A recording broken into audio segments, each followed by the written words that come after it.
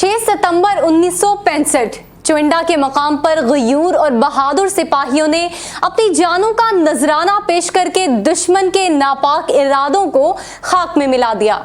चुइंडा के मकाम पर जुर्रत और बहादुरी की ऐसी तारीख रकम हुई जिसे 57 साल गुजरने के बाद भी फख्र से याद किया जाता है। इसी पर देखते हैं डीएनएन की ये रिपोर्ट। 6 सितंबर 1965 को रात की तारीकी में ताकत के नशे में बुज़दिल दुश्मन ने सियालकोट के नवाही कस्बा चुइंडा पर हमला कर दिया। इसी मकाम पर टैंकों की तारीख की सबसे बड़ी जंग लड़ी गई। इस हमले को गयूर अवाम और पाक फौज के बहादुर सिपाहियों ने पसपा करके चुइंडा महाज को दुश्मन के टैंकों का कब्रिस्तान बना दिया। दुश्मन के नापाक इरादों को खाक में मिलाकर शहीदों और गाजियों ने ऐसी तारीख रकम की जिसकी मिसाल कहीं नहीं मिलती। आज पूरी कौम मुल्क को नाकाबिले तस्खीर बनाने वाले शोहदा और गाजियों को सलाम पेश करती है। वतने अजीज को मैली आंख से देखने वाले को निशाने इबरत बना दिया जाएगा।